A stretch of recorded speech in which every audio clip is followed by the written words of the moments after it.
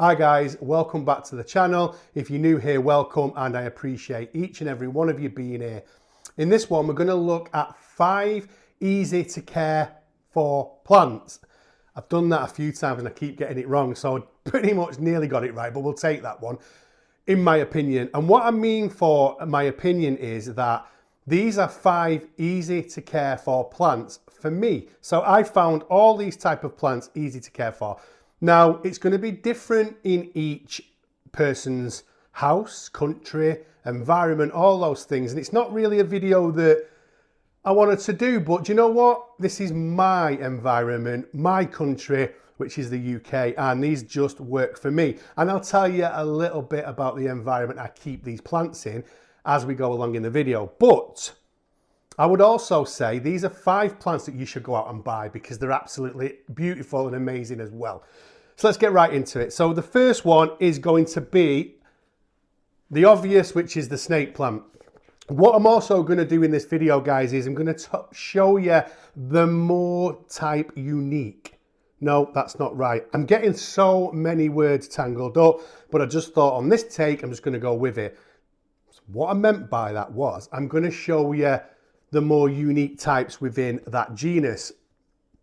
That was right. That was right, wasn't it? Right. Okay. So snake plants. This is a copper tone snake plant. Wow. Just look at that. This is unbelievably beautiful. This was a snake plant that I first saw on my favorite plant tubers channel, which is Abuka, the Millennial Plant Dad. If you're not watching the Millennial Plant Dad, you've got to go over there and watch him. He's absolutely brilliant. He's so funny. His knowledge is excellent and he's got some beautiful plants, but he inspired me to keep snake plants. So big up Abuka if you're watching, because yeah, I now own this plant because of you. But this is a copper tone snake plant, and as you can see, it's copper coloured, but it does have variegation of other colour. It's stunning, and like any other snake plant, they're easy to keep. I think, going back to my comment of environment, I think most people could keep a snake plant.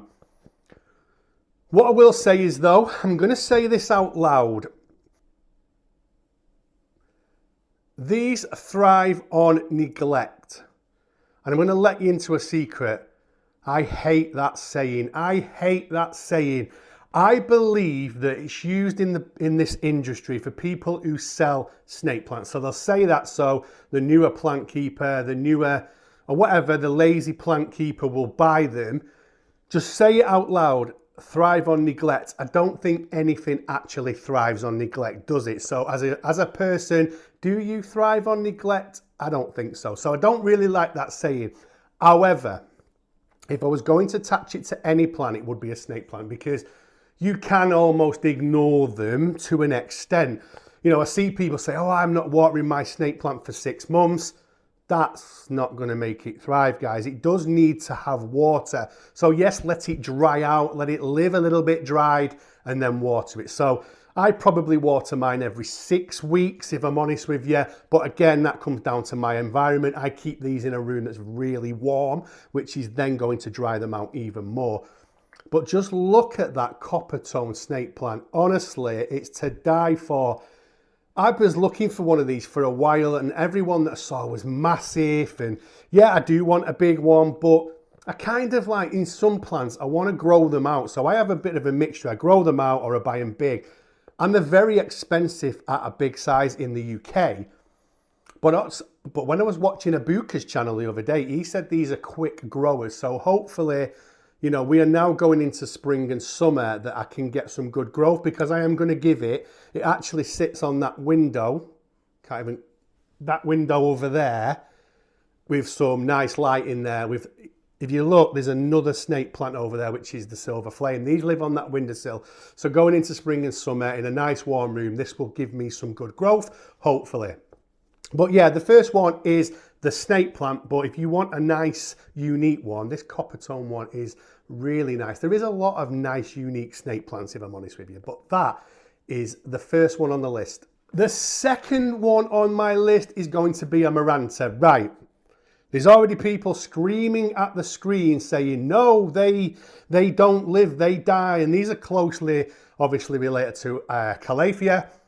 For me, I get loads of growth. I get lots of cuttings. I have propagated my Amaranthus so many times, rerouted them and sold them on. This one is a variegated one. I'm not even going to attempt to say the name. It begins with L. Not going to attempt it. It begins with L. If I remember, I will put it on the screen, but I'm a bit forgetful, so hopefully it will be on the screen. If not, I apologise. But these are Amaranthus. So I've got a lemon and lime. I've got this variegated one. I've got a fascinator. But yeah, these plants allow me to cut and propagate and sell for a little bit more money for in my plant room. So yeah, it brings me a little bit more money. I actually gifted these to some people at work as well. But this does really well for me. Now, why does it do well for me? I'm just lucky. I'm just lucky. But I do keep them in a warm room. So these are my Amaranthus are in my fish room, which is tropical, what's the word I'm looking for? I forgot the word. Tropical environment. So it's in the late 70s all the time, all year round. It's got very high humidity. I've been telling people the humidity in there is 60, but I bought a humidity meter the other day and it's over 70. So it's good humidity in that room as well, which is created by the fish tanks, because obviously I just leave my lids open a little bit. Don't tell my partner Jo, because she would go mad, because we do get mold in there. Every other week we've got to go in there and clean it out. So, but it's a great environment for fish and plants. So my Amaranthus do really well. So apologies if anybody's screaming at my screen saying, no, they don't do very well. They do really well for me. So another plant that if you've got the right environment, go out and buy one, because they're absolutely stunning. The next one on the list is pothos. So pothos is my thing. It's my spirit plant, if that's a thing. For many years, I've kept pothos in my fish tank. So basically hydroponically, and again, it's a plant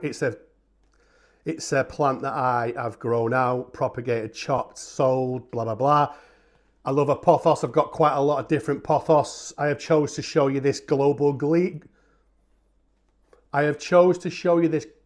green one because this is my favourite. It's absolutely stunning. Obviously a lot of pothos as the variegation.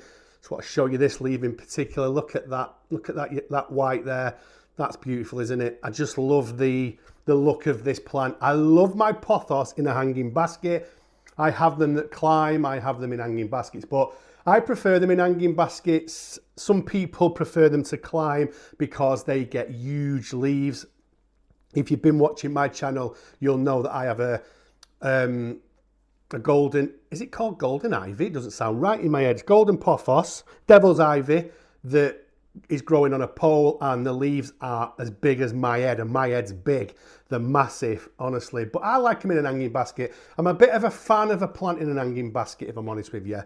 But this, I think this is probably a plant that will do well in most environments in people's houses, because I've got them all over. I've got them in the fish room. I've got them in a room that's really cold. I've got them, in fact, my big devil's ivy pothos is in a corner with a north-facing window, and it pushes out new leaves. So this is probably out of the ones that I'm showing you today, which I would advise anybody go and buy, because they are just so hardy, which is why I kept them in fish tanks for so long. Obviously, the roots in the fish tanks used to eat the nitrates, which was good, which is how I got into plants in the first place. But yeah, this is what number's this. So we've showed you a snake plant, a Maranta. This is number 3. And isn't that beautiful? That's a stunning plant, isn't it? So that's number 3. Number 4 is a Syngonian. So Syngonians do really well in my house. They're all in my fish room, so they're flying. Syngonian is an easier to keep plant, but as I'm saying in this video, I'm showing you the more unique types. This one is unique, isn't it? This is a Syngonian Chiapence, and I love this plant. I also have a variegated one of these. I've had to stick a pole in, so I've put a big pole in because these grow really fast. It's already climbing up the pole. I bought this as a cutting around about October last year. It came with a couple of leaves, and now look at it. It's giving me loads. That's the newest leaf. It's absolutely stunning. So that's what a newer leaf looks like, and then it goes to this. Look at the pattern and variegation on that. These are stunning. I actually don't think that the camera is showing you the true beauty of this, and I can't wait till it's climbed right up that pole. I'm giving you the unique plants today, guys. I think Syngonians, again, are probably a plant that will suit most environments. They love my fish room, and this one's in Leca. So I did, when I first got this, not if you can see it. Yep, Leca. I basically just fertilise this at the moment through the winter. I've been doing it every 4 weeks. I'll probably up that to maybe every other week in the spring and summer. But I can also already see another leaf coming out. It grows so quick. Honestly, Syngonian Chiapens, go and get yourself one. I'm not advising you, I'm telling you, you will not be disappointed with this plant, I promise you. Okay, so what is the last plant on the list? Now, I've been tormenting you with the last plant. It's this one here. So this is my biggest guilty pleasure in plant keeping, right? So this is a peace lily. And again, a more unique type of peace lily, because look at it, it's a variegated peace lily. Look at that big bloom on the top. Now, I have a really weird obsession with peace lilies. I don't know what it is, I just have a weird obsession with them. Every time I see any type of peace lily, even the normal types, I feel a need to buy them. I don't buy them obviously because I have 2 variegated ones, I have 2 normal ones. I tell you what I saw the other day on a live. I saw an aurea, so a peace lily aurea, so Spathiphyllum. Oh my God, I'm so bad with genus names. I'm so bad, honestly, I butcher them. I'm sorry to anybody that's really important to, because I understand that, because in the fish world, I always say all the scientific names and it annoys me when someone gets one wrong. So now I'm that person that is annoying you getting it wrong, because I really need to learn them more. But yeah, we're going to call them peace lilies, right? So this is the variegated one and I absolutely love it. And have you noticed on this video I've left it till last, and I had it here showing it off because I'm in love with them. Now, okay, let's just get the elephant in the room out there. There is people again screaming at me saying they're divas. Yeah, they can be divas. I don't have any problems with them. I think, you know what, I let them dry out as much as I can. I don't do the whole let them droop and I'll water them theory, because I'm not really a fan of that. I don't think that helps. I let the soil get to probably about 1 inch to maybe a little bit more wet at the bottom, and then I water them. And that works for me. This bloom as well has been on there since, well, for probably, how long have I had this one? I've probably had this one a couple of months, maybe longer actually, because just realising we're nearly in March, aren't we? Are we in March? We could be in March, I don't know, I forgot, but yeah, we're nearly in March. I think I got this probably 3 months ago, maybe longer, and it's that bloom has just been there ever since. It's not gone anywhere, and I know that blooms do die on peace lilies. My other ones all lost their blooms, but this one, not going anywhere. Let me turn it around, show you the pollen side. Look at this bloom, stunning, beautiful. Yeah, a peace lily variegated one. This is, honestly, in fact, this morning we was out and about in the garden centres, and my local garden centre nearest to me had these in, and I've never seen them in there. And there was 4 of them, and I actually said to my partner, Jo, I might buy all 4. And she was like, what, you're mad? I was like, yeah, I'm mad, let's go. And we walked away. So it's a weird thing that I have for this plant. But peace lilies, guys, don't show hate on the peace lilies. I see on another app loads of hate for this plant. How can you hate that? If you don't like the normal one, get a variegated one. They're absolutely stunning. Look at that. Okay, guys, that is it. That is my 5 easy to care for plants for me. My opinion, my environment. And like I said to you, I will reiterate it one last time. People's environments are different. People's countries are different. So, you know, I was talking about Abuka before, about the snake plant, and he lives in Nigeria. Go and check him out. Honestly, you'll love his channel if you're not watching it already. He lives in Nigeria, where there's always really harsh sun and they get like bouts of rainfall. Whereas here in the UK, it's quite cold. Even our summers are cold sometimes, and we get lots of rainfall. So my environment's going to be different to his. He can grow his plants outside, I can't. But what I do have that not a lot of people in the UK will have is I have a tropical fish room. So I can give the plants tropical environments, which is why the alocasia, the anthuriums do well, because I keep the heat up. It's like it's summer all year long. So yeah, consider your environment, do your research, but I suggest you go out and buy all 5 of those plants because I love them. So If I love them, you're going to love them. That's the way I look at it. Anyway, guys, I'm going to leave it there. I just want to say a massive thank you, as always. The support has been awesome since this channel started. I don't even think it's been going for 2 months yet, and we've done really well. If you've come this far, I'll say, as per usual, you are a legend. So hit the subscribe button, ping the bell for notifications, hit the like button, and feel free to put something in the comments. I love chatting with people in the comments.